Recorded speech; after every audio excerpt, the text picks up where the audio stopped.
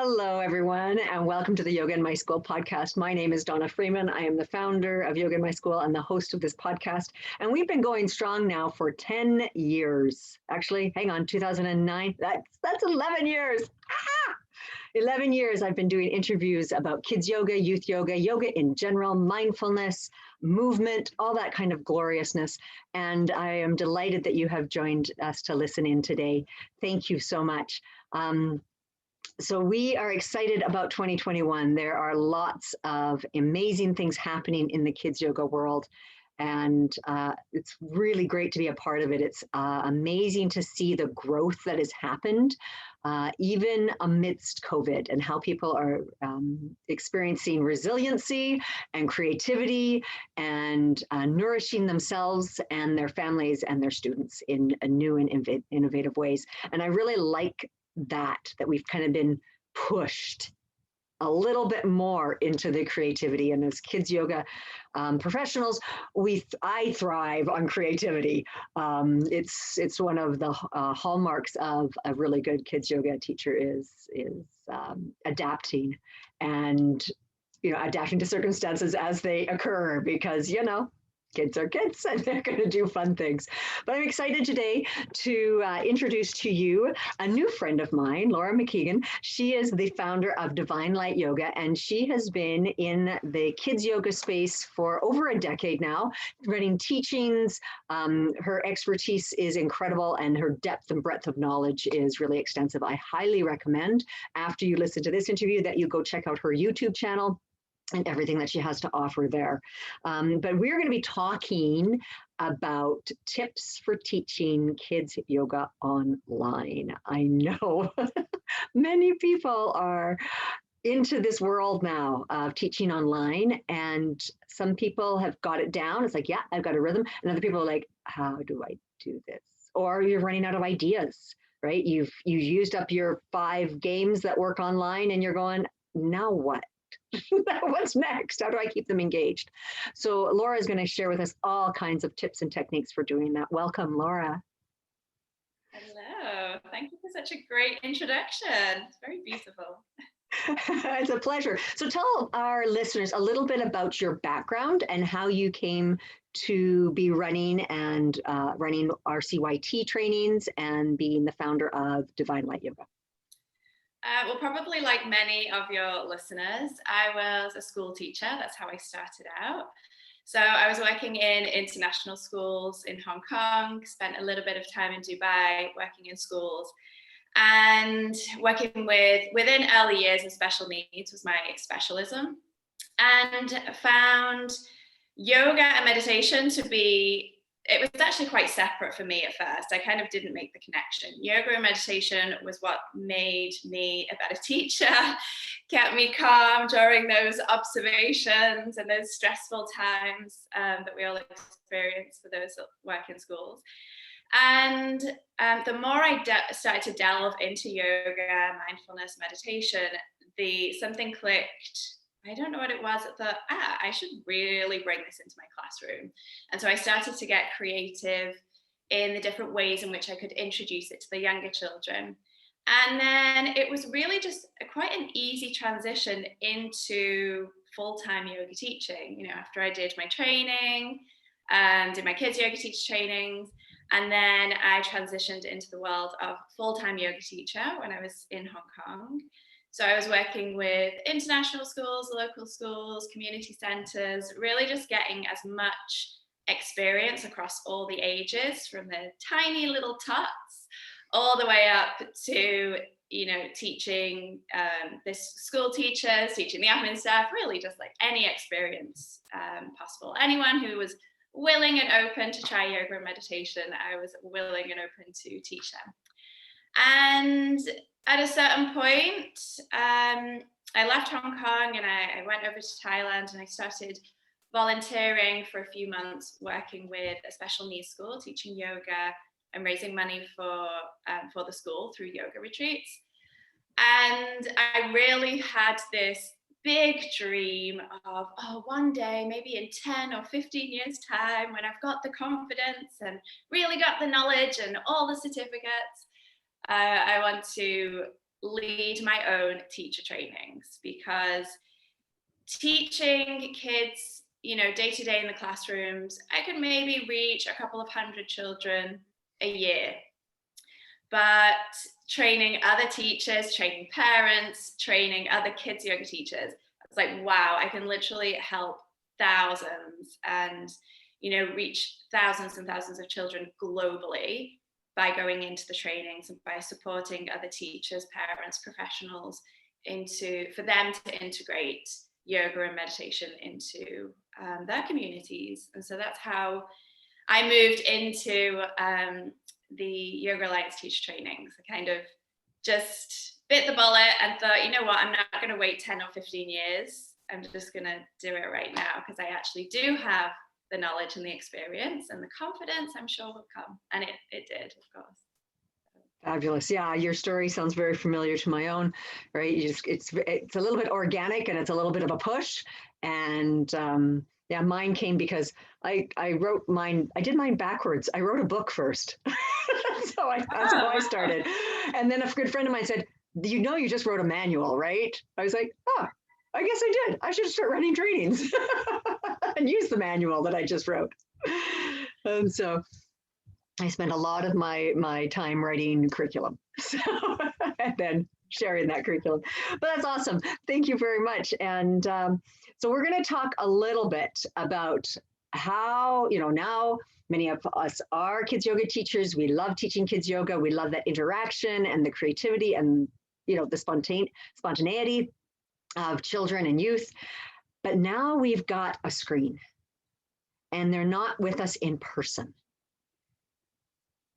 How do we navigate this new reality, and what are some tips that you have for us? So many tips. So I think that the biggest challenge that I see with kids yoga teachers taking their classes online is that they are finding it difficult to gain the confidence to do it. So some definitely want to do it. Some perhaps have been thinking about this pre-COVID, because it does allow us to reach more children. We can reach different communities that we wouldn't be able to do in person. And obviously some of your listeners are kids yoga teachers, and they're being pushed into teaching online. Perhaps they don't agree with the amount of screen time. I think we're all kind of there with, all of us are having a bit too much screen time. But the confidence is something that I think it needs to be like a mindset shift. So rather than thinking about, teaching online is not about you being in front of the camera. It is about you going into the children's homes or into the children's schools in a time in which we can't actually have contact. So I think, firstly, switching your perspective from, oh, the camera's on me, it's all about me, I'm in front of the camera, oh my gosh, I don't want to press the live button. It's not about you. It's about the kids, and it always is and always has been. We all went into teaching children's yoga for the children. We didn't do it because, we knew it would probably be a fun and creative and enjoyable experience, but there's also a lot of challenges as well with teaching children. So we went into it to support the children, and so that is what teaching online is about. So kind of overcoming that fear of technology, fear of not having enough confidence, fear of not being able to engage them, or will they like you, will the parents like you, and just thinking about supporting the children in the best possible way that we can right now. So I think that's my number one tip, really. I love that. I love how you're like, it's all about the kids. It always has been about the kids. It always will be about the kids. So get over yourself. It's going to be okay. And just relax into it and teach kids. Yeah. And just do it, because honestly, the first time you do it, Donna, you sit there for 25 minutes with your finger hovering over the record button, like, oh, I can't do it, I'm not ready. And then you do it, and it's like, oh, that wasn't really that bad. And actually, the first video you do, you get 5 people watching it. It's like, oh, okay, that's fine. So it's manageable. Yeah. Mm-hmm. Right. And yes, there's this technology learning curve that we all undergo as we try something new or even get into a new platform, right? Like my preferred platform is Zoom, but a lot of schools are on Google Meet. And so I'm always, oh, it's a Google Meet. Oh my goodness. Like, right. But it's like, it's okay. We're going to figure this out. We're going to make this happen. It's like, yeah. And so know that that is very natural, I think, for everyone to be uncomfortable with new technology and move into the uncomfortable. It's okay. That's part of the yoga practice. That is yoga in your life, is being uncomfortable, being okay with that, accept it. How are we going to move forward? Whether you're talking about yoga poses or whether you're talking about integrating more technology into your life, it really is all part of the yoga practice. Yeah, definitely. Fabulous. Okay, so what's another tip for us? Yeah, I was going to say, with regards to the technology side, I mean, the kids are definitely more in touch with it. I think they are, it's part of their day-to-day life. It has been for a long time. But definitely now, with everything, school, after school, clubs, everything being online for them. So I am really all about ease. Make your life as easy as possible for you as the teacher, for the children, for the parents or the school that you're working with. So I would say keep the technology simple. I just use Zoom like you, and then I store everything on Teachable because it is simple for everybody who uses it, for my students, for anyone who's accessing it. So yeah, I think keep it simple, and then YouTube is your friend. If you are not sure how to work something, if you go on YouTube, there will be a million tutorials that will easily teach you how to work it. I do this all the time. And when my trainees are like, can you just go through how to set this up? I'm like, honestly, I could do that, but it would take me 20 minutes. But if you go onto YouTube and just type in, how do I set up my Zoom account? 1 minute tutorial, quick and easy, and then you've done it and you've got the knowledge there. Yeah, I love YouTube. I use it all. I was just using it before our interview today. It's like, how do I do this when I'm editing video? It's like, oh, thank you for the 3-minute tutorial on how to do that. So handy. Thank you for leverage other people's expertise. Absolutely. If you're great at, yoga and mindfulness and interaction with children, be great at that and leverage other people's expertise into your own life, whether that's bookkeeping or learning how to use technology, whatever it is that, other people will be better at things than you are. So lean into it. Yes. All right. So you figured out your technology, you're offering something, people actually showed up to class. Woohoo! And, now you got to plan a class and it's online, and everything you ever used was interactive. Like you trusted that the kids were going to be there to do stuff, like your Hoberman sphere and like this one, right? It's like inhale and exhale. It still works online, right? It's a magic thing. So what do you do when you're for tips for planning an online class and for engaging kids right from the get-go in your class? So yeah, I would say resources. The props, props again are something that I encourage teachers to use, whether it be in person or online. The children don't need the props. As you said, it is an engagement tool. Here is something cool. Here is something interesting. You can definitely encourage the children, if you're doing a breathing technique, for example, and usually you would give out your kindness stones or something to put on their belly. You can encourage the children to go and find something similar. But I think you've really got to bear in mind that there's different things going on in different children's homes. Some of them are not going to have parents there who can scramble around and look for, resources for them. Some of them are not going to have access to a garden, so they can't just pop outside and get a stone or a flower to do their breathing with. So I would keep the props either super, super simple, or just you are the one that are using it to engage the children, so to maintain their attention. And that is good enough, definitely.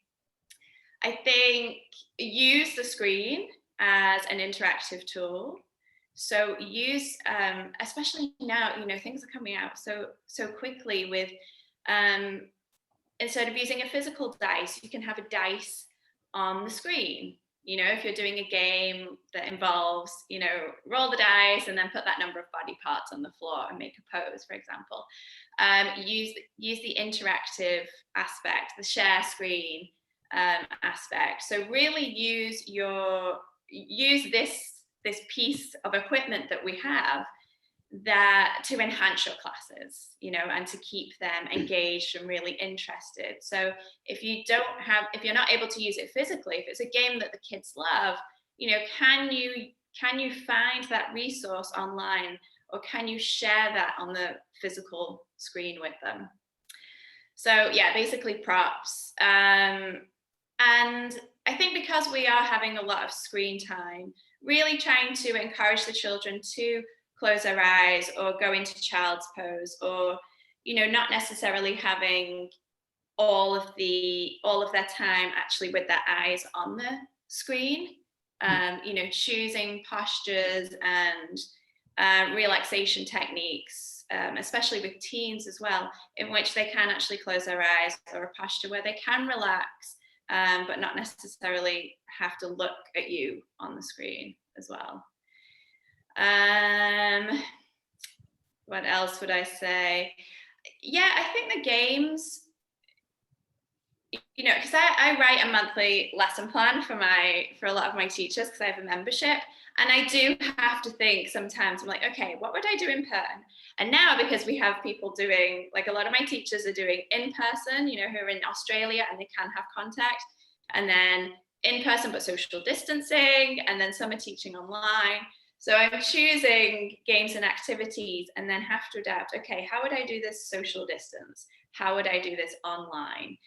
And it is about getting creative with it. So you can take most games and adapt them for the online space.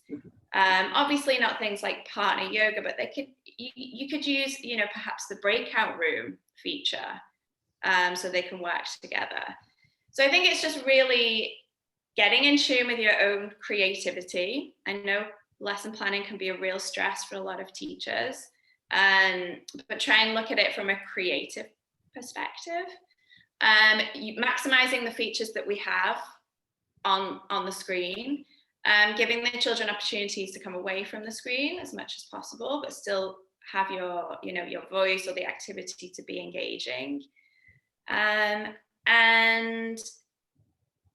really just experiment, honestly, experiment, don't worry about it, get their feedback, try it out, it didn't work, what did you think about that, everybody? Oh, it was boring because it would have been better in person. Yeah, you know what, you're right, we're not going to do that next time.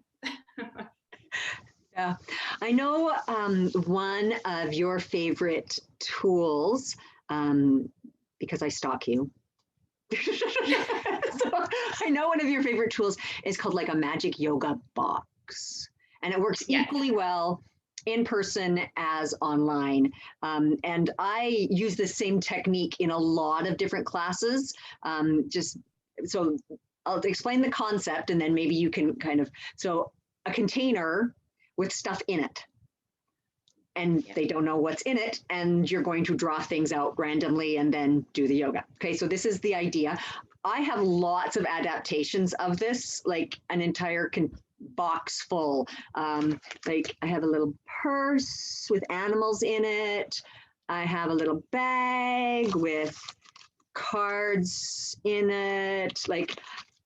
I have a white mitten for the mitten class, with, again, animals, just dozens and dozens. So can you tell us a little bit more about how you use a magic yoga box or container and why it works so well? Yes, so it's something that I used to use in my early years classroom as an engagement technique. Sometimes if I'm in a space where I don't have a box, I've worked in a lot of schools where there are zero resources, or we're in the park, and I just use my hands. And it's just this. And it's so exciting because it's like, oh my gosh, what's inside my hands, or what's inside my container? And it gets them engaged, it keeps them interested, it draws in their natural curiosity. And then, yeah, you reveal whatever it is, and you can use it in so many ways. So it could be that you have, one of my favorite things to do for meditation, especially for the, under 8 years and under, is in the box or in my hand, I will have jewels or crystals or some special stones, gems. And then when they lie down with their eyes closed and they can keep their body as still as their body wants to be, there might still be wiggles and movement, then I'll place a magic stone on their head. And they love that.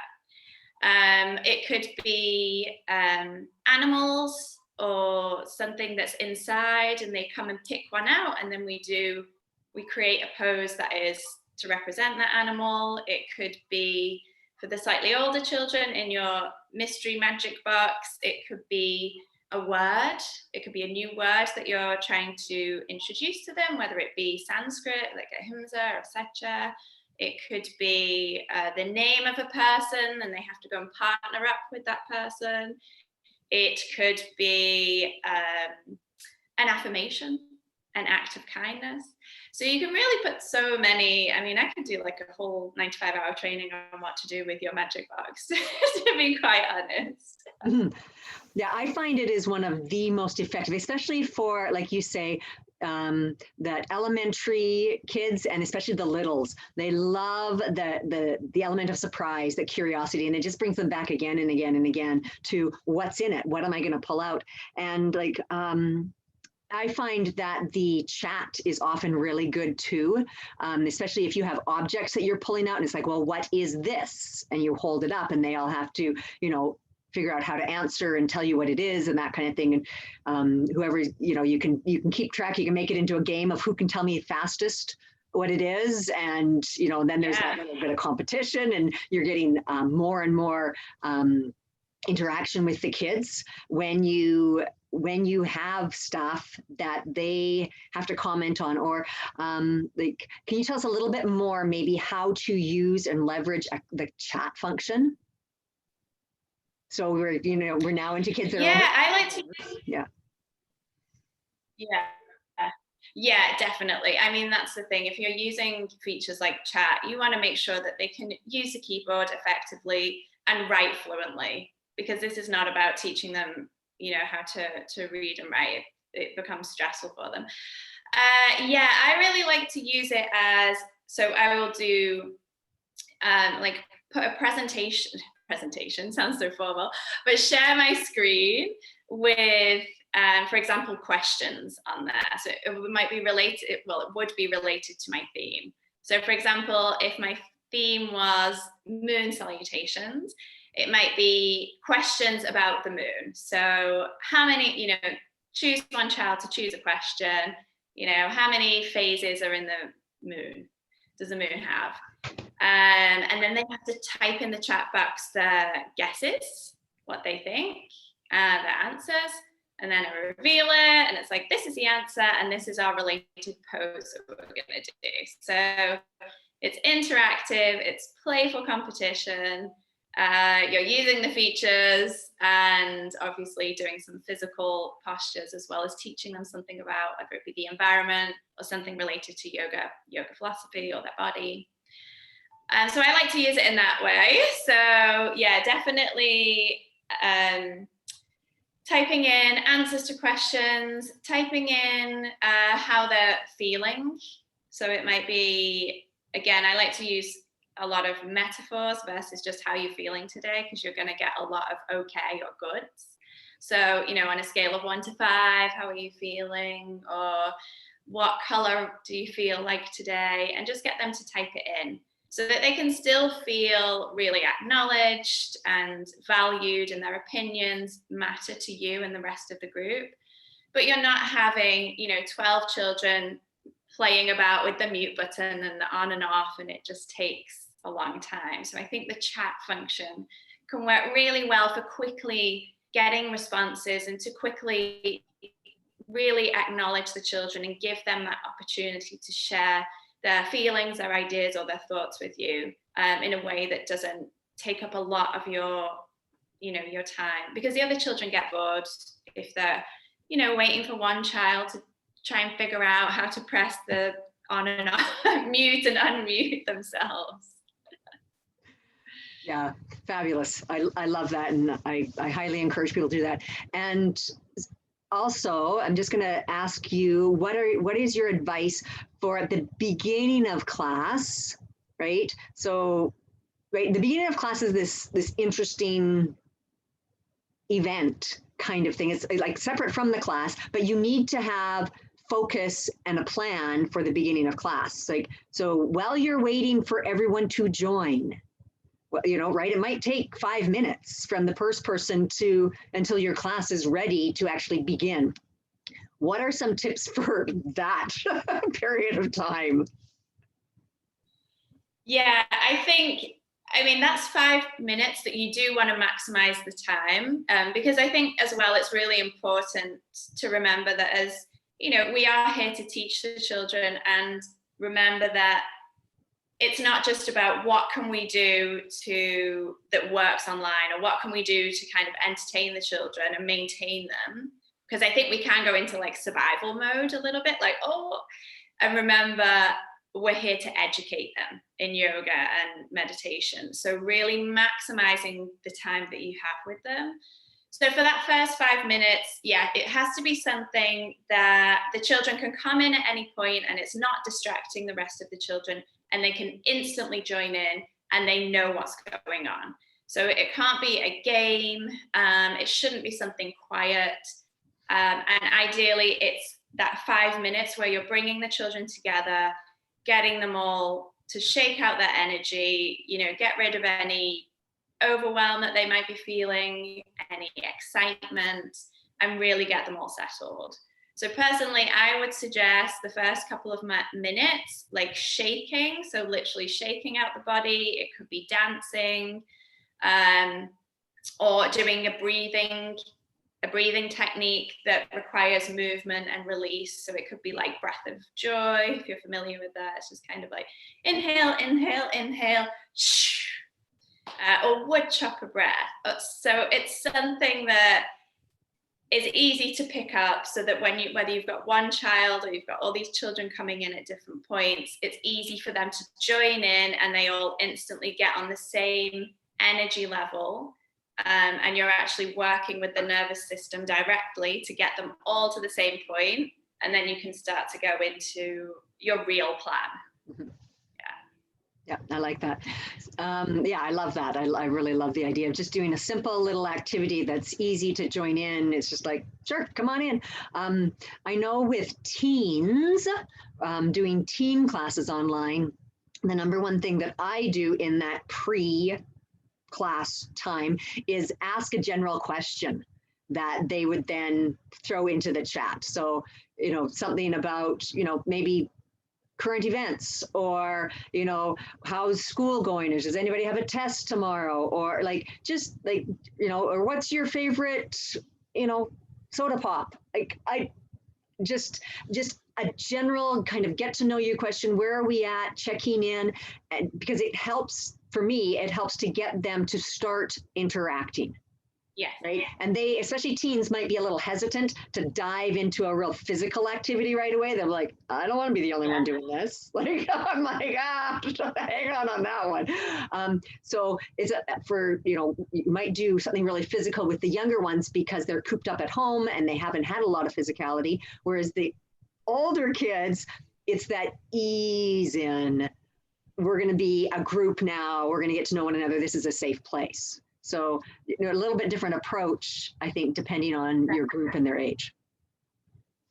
Yeah, I completely agree. Same with in person, isn't it? I mean, teen yoga, you've got to, as you say, ease them into it and create that connection, and try and connect with them and come into their world and be like, what's really going on with you? What do you think about this? And that's how you are maximizing that first 5 minutes with your teens, because you're getting to know them and you're creating comfort within, and you're creating community especially if you've got a different group every week.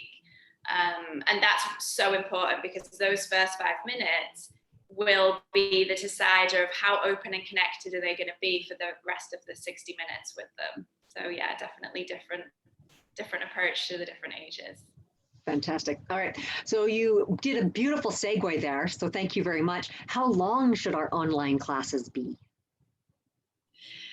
I would say it depends on the age group, I think. So I think the ideal amount of time for younger children, I would say like the 3 to, let's say, 6 years and under, I think is 20 to 30 minutes. I would say, like, for the in-person classes, usually you have to go to 45 minutes, because by the time the parents have put on the children's shoes, got them out the door, put them in the car, they're not going to come anywhere for 20 or 30 minutes. So that's actually a beautiful thing with the online world, is that we can do 20-minute classes with those 3 to 4-year-olds, where we can do a lot with them.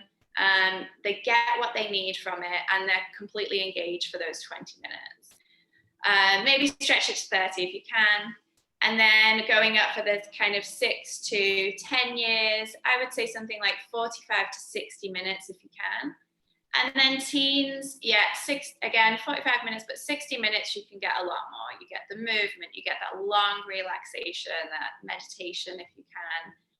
And I always encourage my trainees to do workshops with teens and try and get a 90-minute session with them, where you can really go in depth with group discussion, with a little bit of yoga philosophy, movement, where they're really getting the time to experiment in the postures, and then doing a really beautiful relaxation. So if you can do some sort of like 90-minute workshop with teens, it works really well. Yeah, I love They're it. just my suggestions. At the end of the day, if all you can spare is 5 minutes, that is more than beneficial. Yeah. Right. Yeah. And so, for people, like, experiment with the times, experiment with what you're offering. Maybe you're doing something specific for a holiday and it's going to be a little bit longer. I find like your times are beautiful. And then there's the one group that the family yoga classes, right? That, an hour is lovely for a family yoga class, because then it gives them enough time.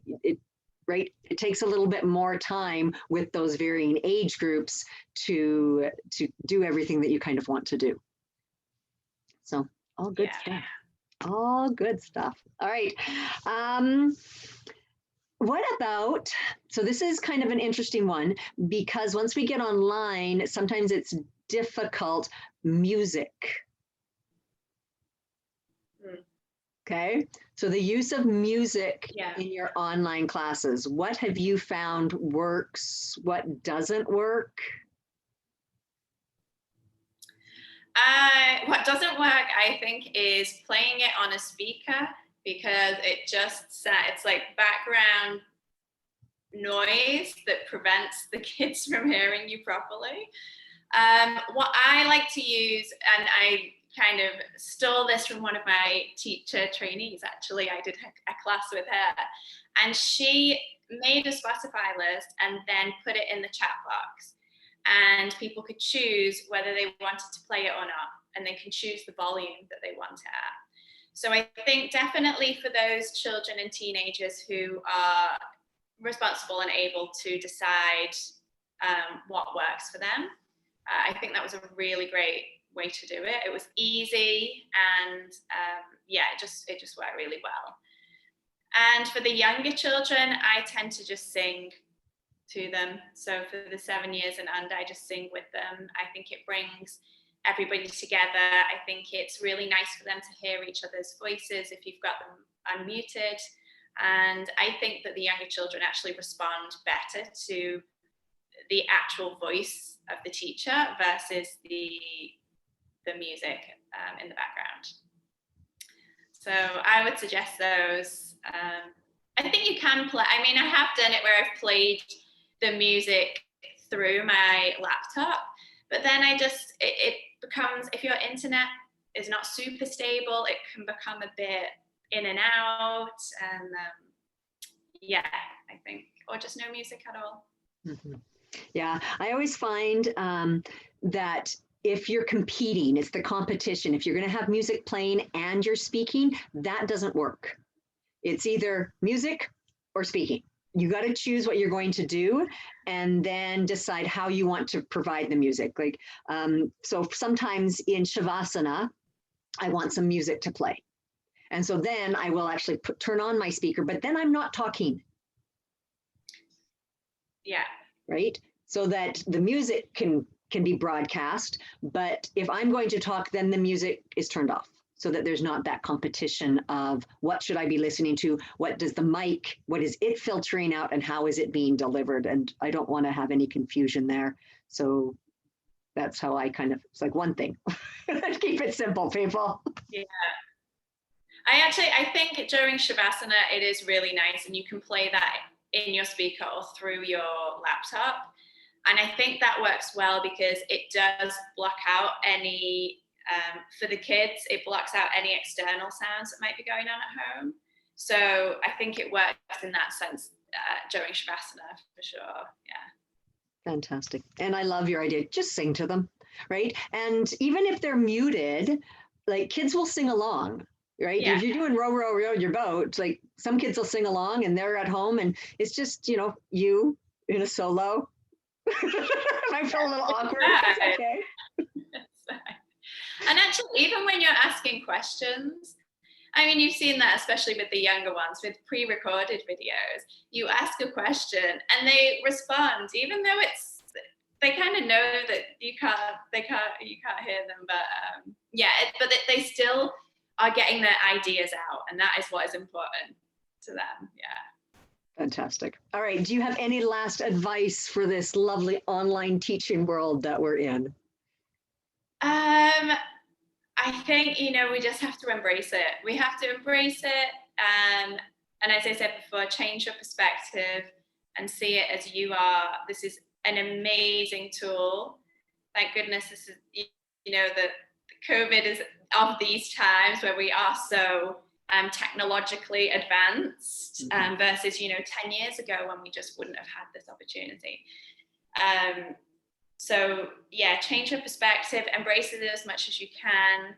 And honestly, I just think it's about experimentation. Things are changing from day to day, week to week, whether it be guidelines or technology updates or with the kids anyway, everything is always changing. So just go with it as much as you can and leave behind any sense of perfection. I know that's very hard for some perfectionists and some Virgos, but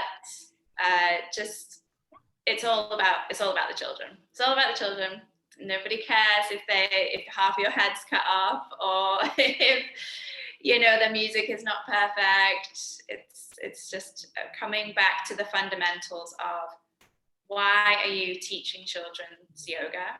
What do you want them to gain out of it, and how can you support them? I love that. So really it comes down to, your heartfelt desire of why do you do what you do? And then figuring out the pieces that are going to best support you to do that and use the technology, leverage it. There's lots of really cool stuff out there right now. And thank you so much. Thank you. It has been a delight chatting with you. I love having these interviews from across the globe, as it were. And like you say, it's so amazing that we do have the technology now that we can do this, and just to lean into that, and you'll find your way. Trust that.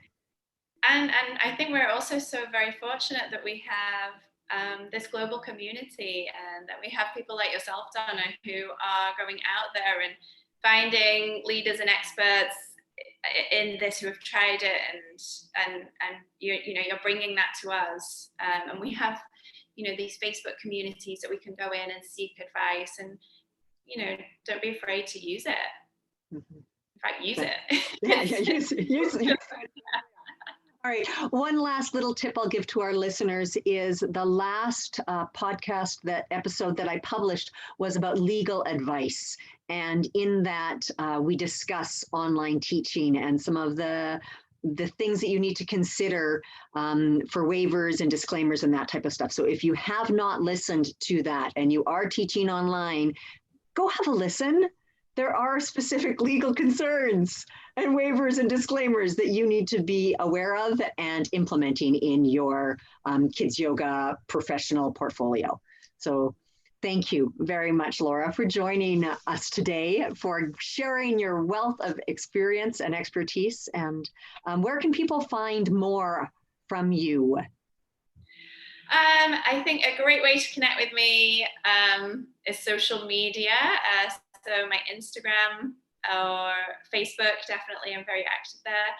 And I would say my YouTube channel, I have a lot of, actually have a series of videos on teaching online, from the logistics to games that work well, and business tips for, for kids yoga teachers. So my YouTube channel, you can just have a look at Divine Light Yoga. And my Instagram is such a difficult one, divine_light_yoga. Thank you. Fabulous. Thanks everybody for listening. I appreciate all of your comments, your reviews, and your likes and shares. That's the way that, this stuff works. And it is such a delight for me when you guys push those little buttons and give us some feedback. So if you have other ideas that we did not discuss here for online kids yoga and you want to send those to me, you can always find me at donna@yogainmyschool.com. All right. Thank you very much. Thank you, Laura. Have a wonderful day. Thank you. Namaste, you guys.